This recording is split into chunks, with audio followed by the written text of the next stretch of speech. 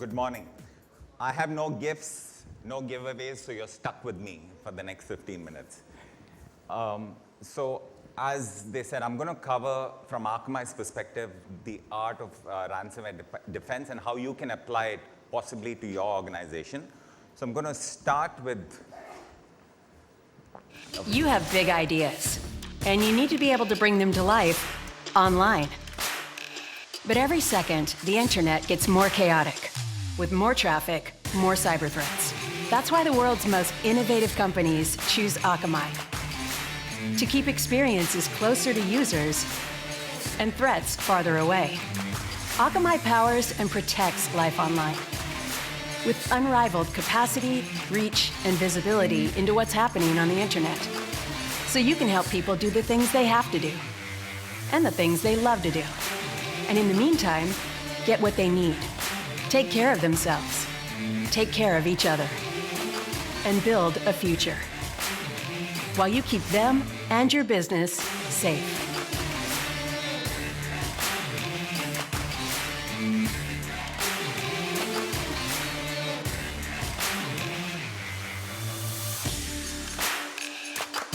Making life online unstoppable.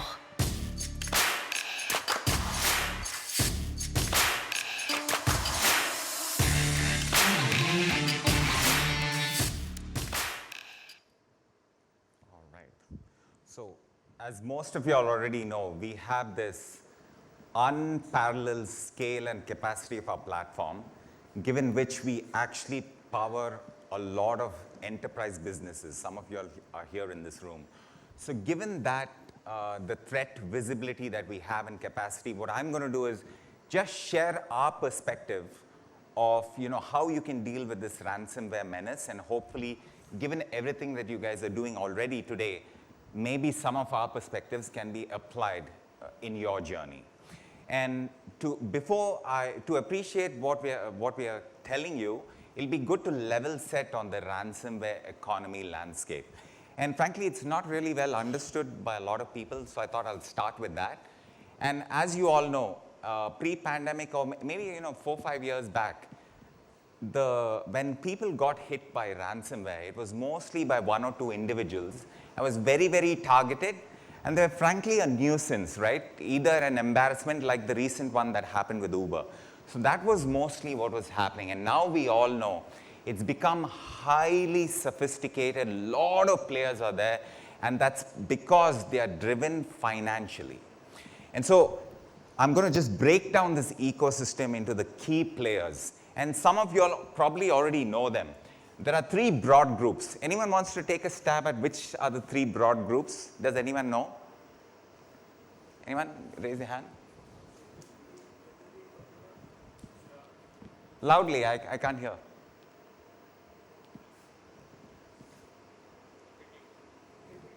Okay, APT groups. All right. So that's right. So let's start with the first group, right?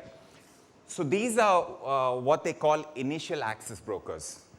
All they do is they build Trojans to get in your network and steal credentials. That's it. They do not encrypt data. They do not steal data. Why is that? Because there's more chances of them getting caught. They make enough money stealing credentials and putting it in the dark web. All they want to do is remain in your network undetected. That is all they do. And there's a lot of posts online, right, as you can see, where they sell this in the dark web. So this is group 1, which is the second group. So this everyone's aware of, right?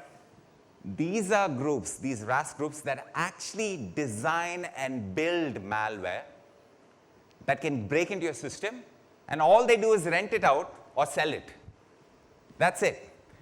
And they offer value-added services. Anyone wants to take a guess at what the value-added services might be? What am I talking about? Anyone? So they will actually, if an affiliate goes and says, I want to use your ransomware, they'll give you tools, guidelines, step by step on how to deploy it. They'll give you a landing page for you to use to project it. They'll offer to negotiate in front of you, on behalf of you, and if the guy is successful, the affiliate is successful, they'll actually, transfer that to real cash. So they provide all the tools and services required, just like our IaaS platforms provide us today. So there's this parallel, that's why they call them RaaS, right? They actually provide end-to-end services, but they only build and design. So the last group are the affiliates. So these are the bad guys that take the ransomware kits and the stolen credentials from the IABs and actually go in and target enterprises and organizations. And these are the guys. So when you heard of Conti and they're broad, there's a lot of things, breaches that have happened through Conti. It actually is not through the group that developed the malware. It's people like these that take their software and go there. But make no mistake, right? This is not a fly-by-night operator. They are extremely experienced. They're like us, right? They have their network, they know each other, they've been there for a long time, and they know what they're doing, and they're motivated financially, and these guys are growing. So this is the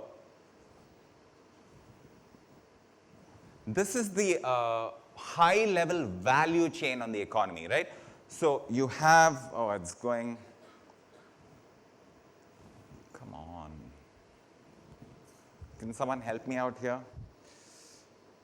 Okay. All right.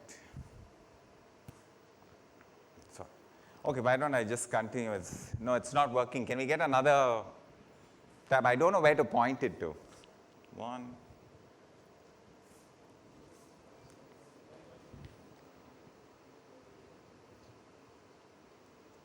Okay, all right, never mind. I think so it doesn't matter. Let's just proceed with this.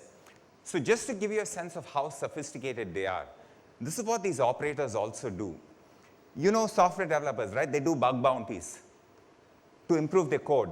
Even ransomware guys actually offer bounties to find bugs, because when they rent out their ransomware, if it encrypts for just 40%, that's a huge reputation loss for them. That's a big deal. And the other thing that they give these bounties for is for speed, because you want to encrypt faster. There's less time for us to defend on. So this is one huge thing that goes on. They have massive bug bounty programs. The second is, these guys don't care about breaking in, right? Now we always say ransomware people log in. So if they can get an employee, pay them and get their credentials, they'll happily do it. So they'll try any means possible because it's just focused on profit. And the last piece is the organizational structure, right? These guys are not in garages. They're actual tech companies in Eastern Europe, gleaming buildings, because they make a lot of money. They give medical leave, payment, staff. It's like any other organization. And there are a lot more of these that are coming into the system. This is why it's become a big challenge. And look at what we are up against. And why they're having a lot of success. Since the start of the COVID pandemic, companies in Asia Pacific have fallen victim to a huge surge in cyber attacks. The APJ region shows a significantly larger number of critical infrastructure victims, nearly twice as much as the global average. Worryingly, ransomware as a service organizations have grown into fully fledged businesses and are set to stay. Of them, one of the most prolific ransomware as a service groups, Conti, are estimated as executing attacks costing $20 billion globally in 2021.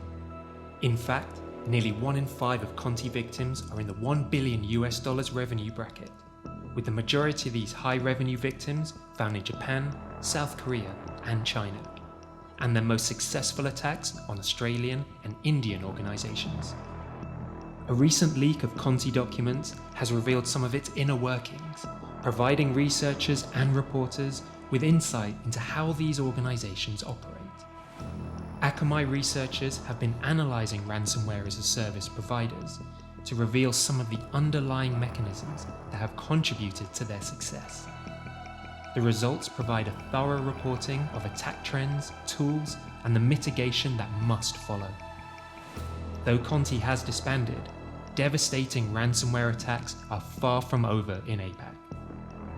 Read the report to learn tactics, techniques, and procedures and protect your organization from the future of ransomware attacks. Download the report now and check out Akamai's microsegmentation page for more information.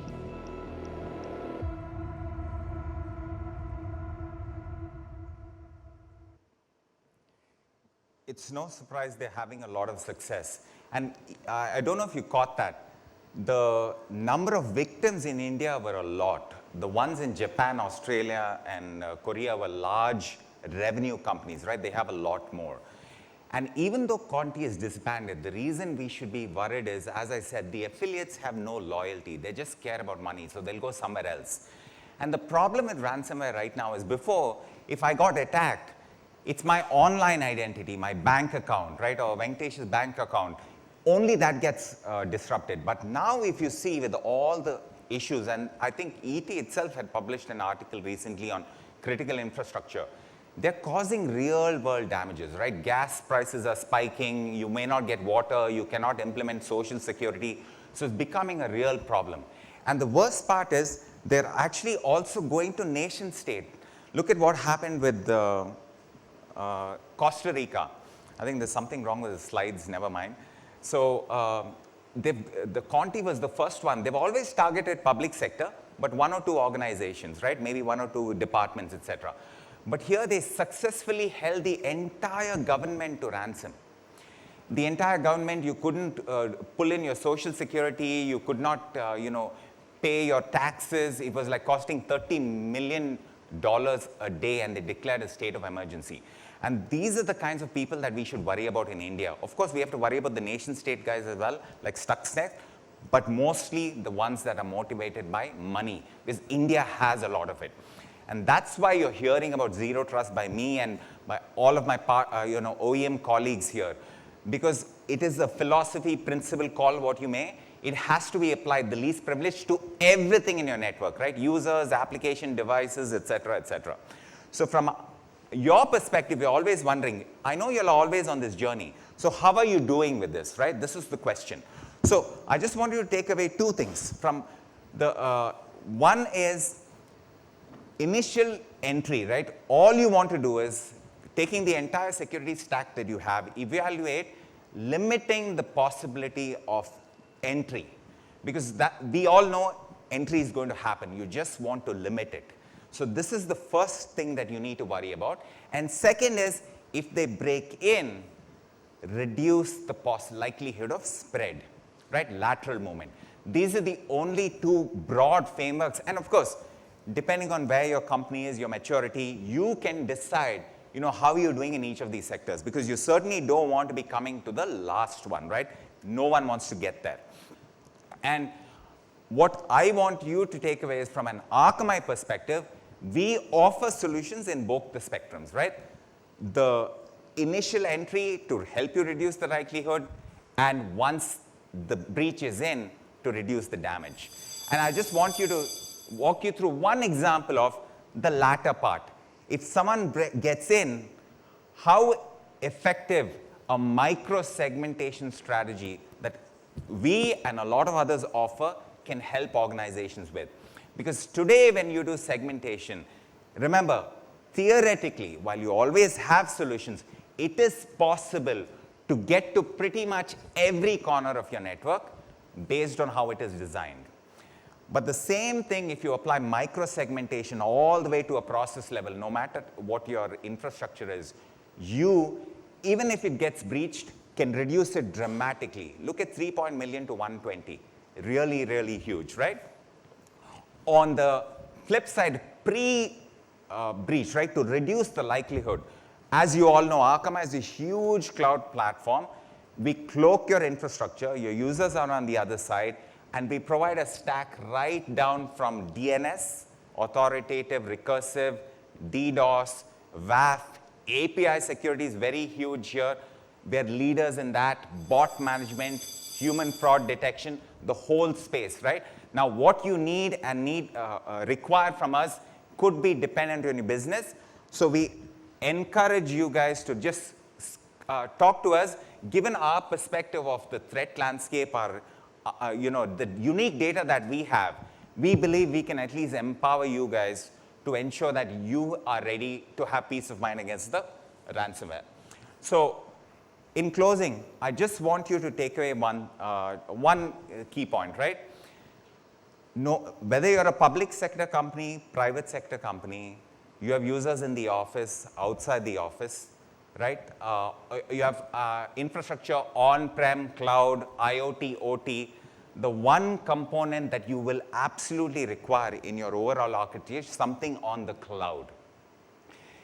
And I want you to know that for that component, Akamai probably has something that you may need so that you can be ready to deal with this menace. And with us, we can help you continue to drive your business and you remain, it's supposed to play. I don't know what happened, but it doesn't matter. Unstoppable. Thank you.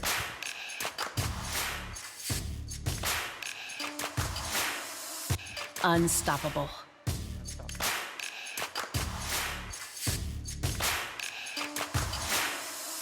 Unstoppable. Well, that was unintended, but actually it was good. Thank you all. Yeah.